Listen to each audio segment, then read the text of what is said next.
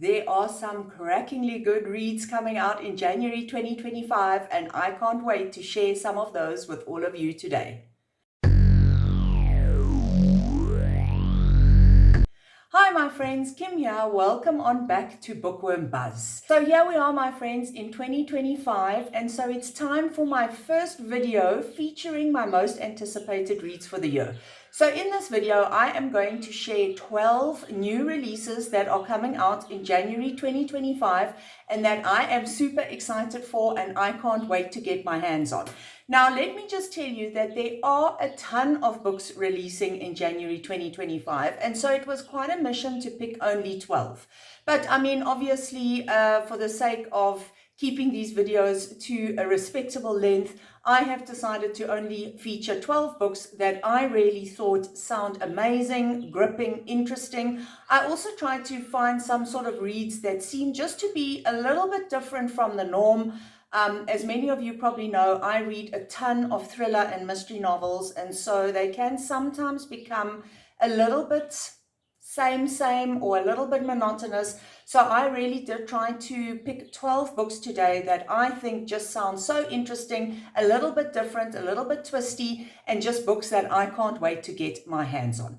Right, so without further delay, my friends, let's start, because this video could end up being rather lengthy, although I'm going to do my best to make sure that it isn't. So in no particular order, other than the fact that, like I've said, all these books are releasing in January, let's kick off with the first one, which is Beautiful Ugly by Alice Feeney. Now, this is a book that I've been hearing lots about from last year already. So let me read to you what this one is about. Oopsie, sorry for that.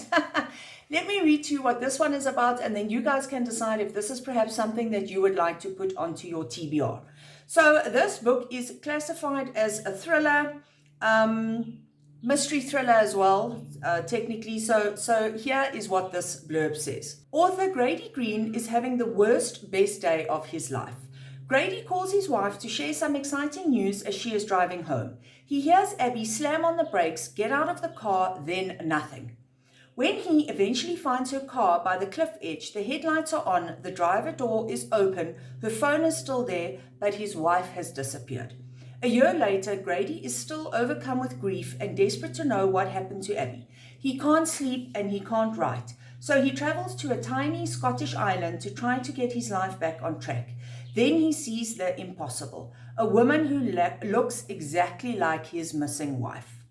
Wives think their husbands will change, but they don't. Husbands think their wives won't change, but they do.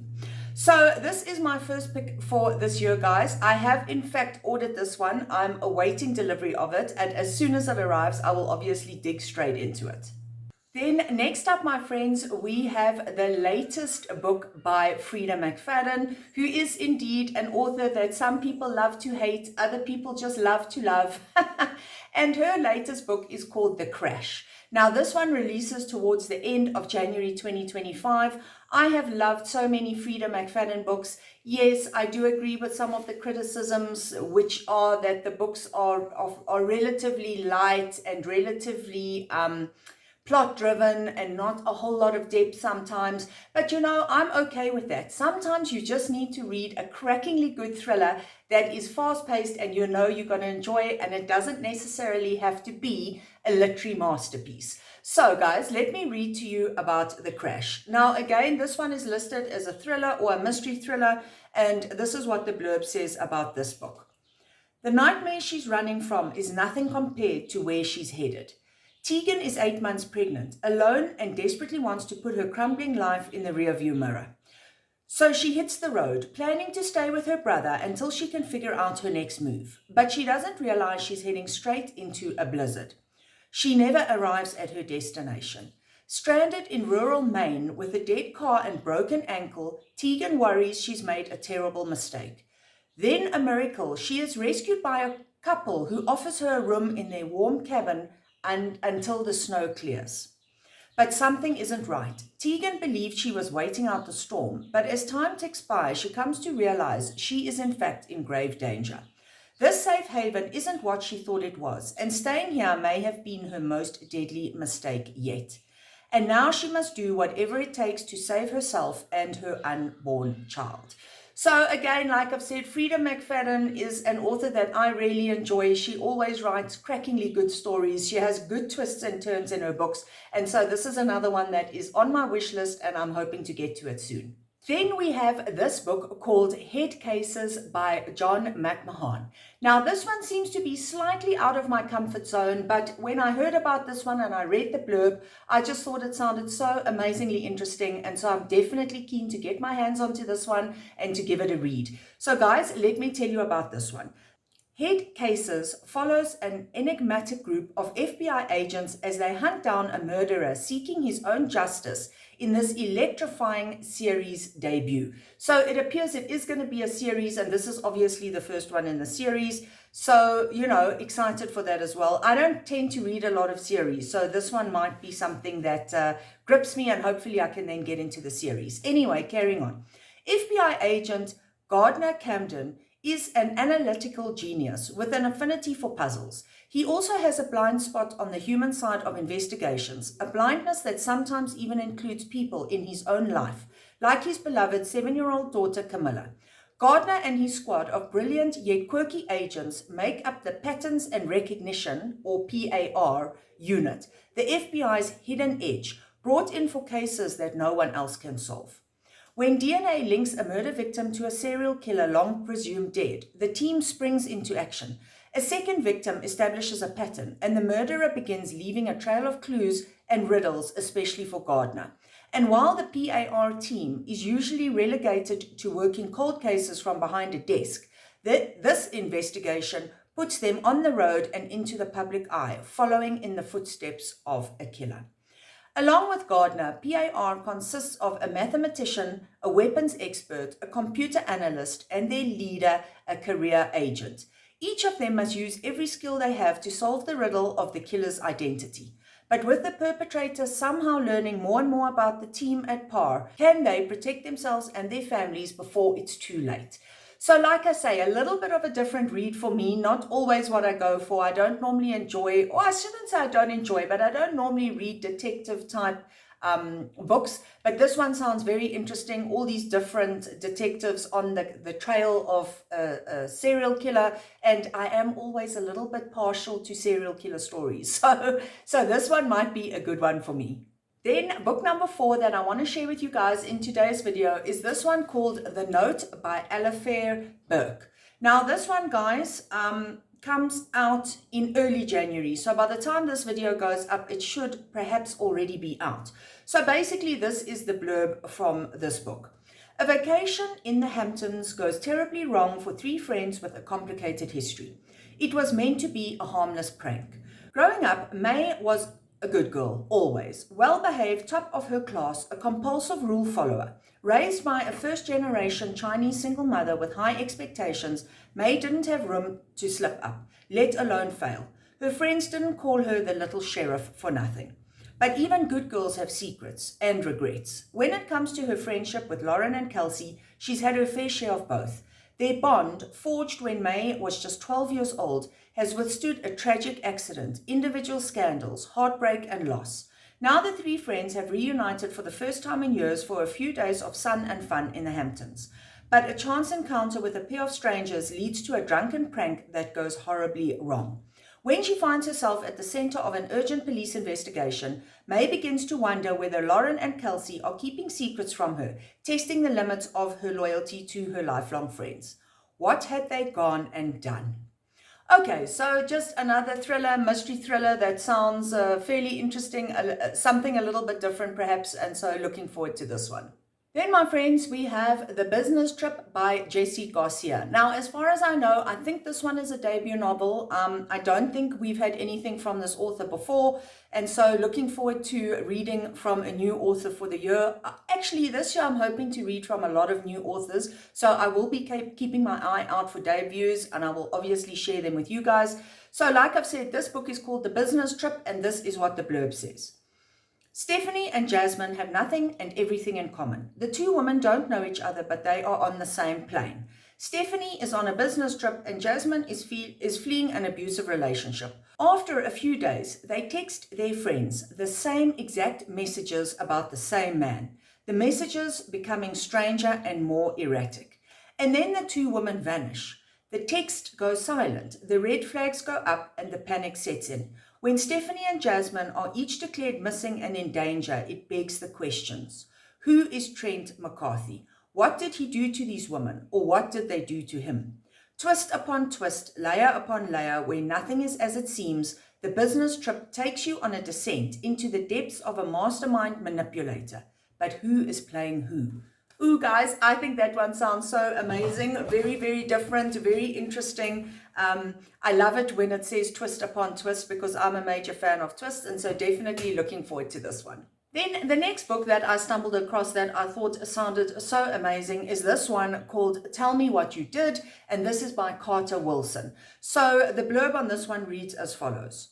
She gets people to confess their crimes for a living. He knows she's hiding a terrible secret. It's time for the truth to come out. Poe Webb, host of a popular true crime podcast, invites people to anonymously confess crimes they've committed to her audience. She can't guarantee the police won't come after her guests, but her show grants anonymity and instant fame, a potent combination that's proven difficult to resist. After an episode recording, Poe usually erases both criminal and crime from her mind. But when a strange and oddly familiar man appears on her show, Poe is forced to take a second look. Not only because he claims to be her mother's murderer from years ago, but because Poe knows something no one else does. Her mother's murderer is dead. Poe killed him. Now, I mean, guys, how interesting does this book sound? I think this one sounds so interesting, so different.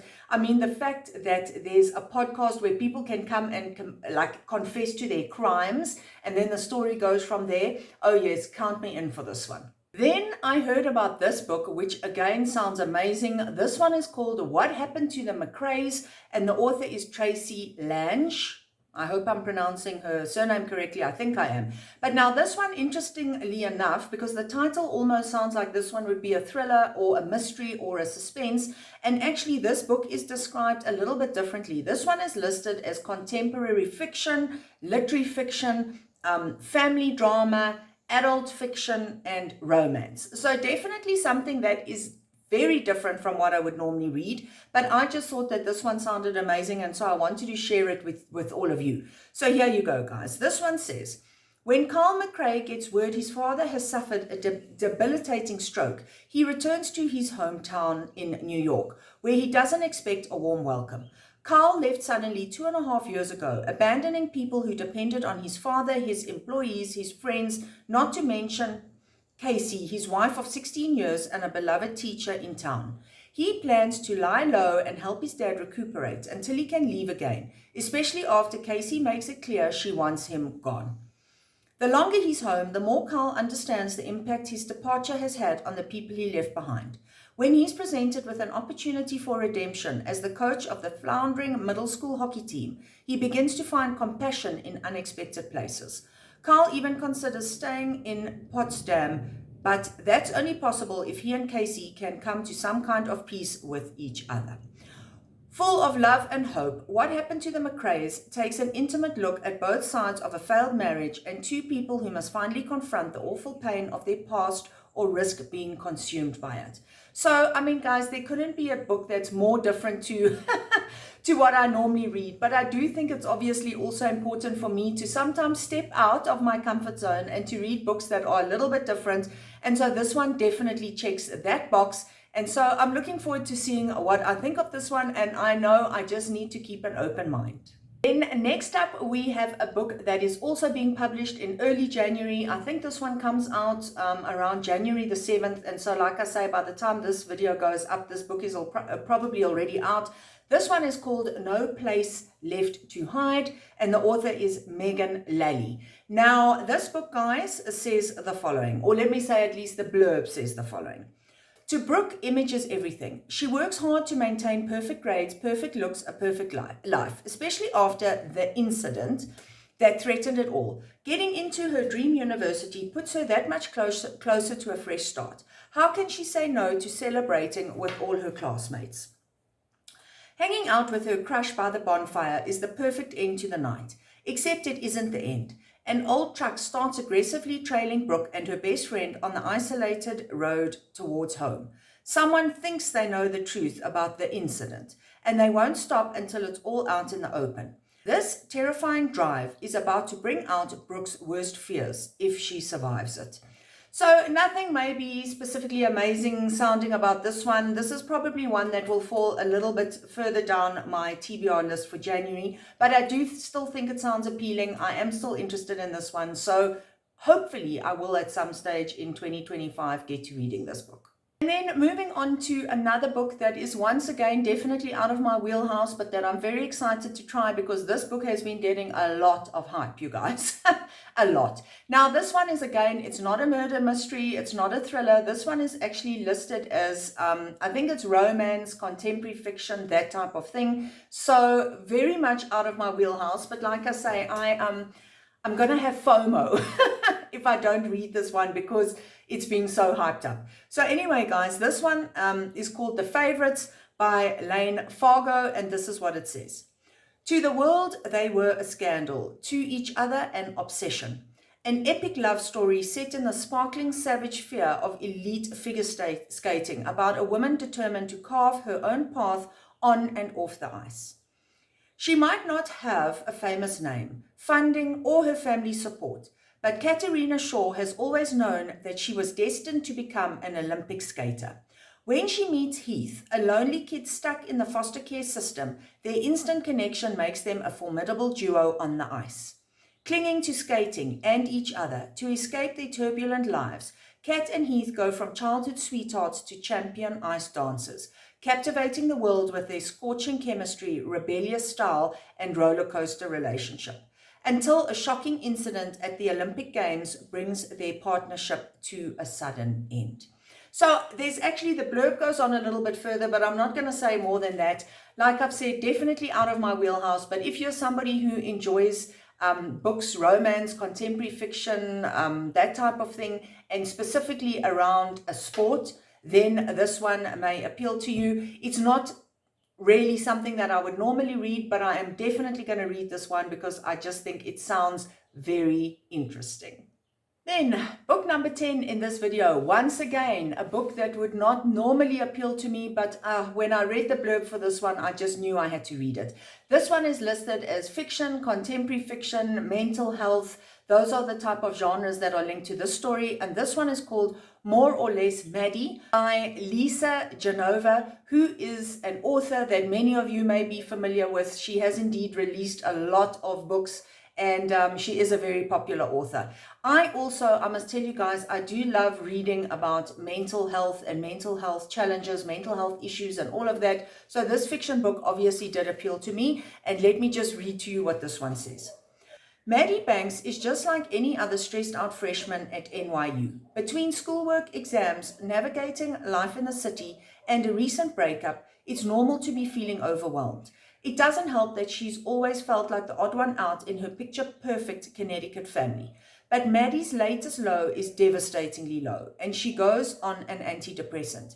She begins to feel good, dazzling in fact, and she soon spirals high into a wild and terrifying mania that culminates in a diagnosis of bipolar disorder. As she struggles to find her way in this new reality, navigating the complex effects bipolar has on her identity, her relationships, and her life dreams, Maddie will have to figure out how to manage being both too much and not enough.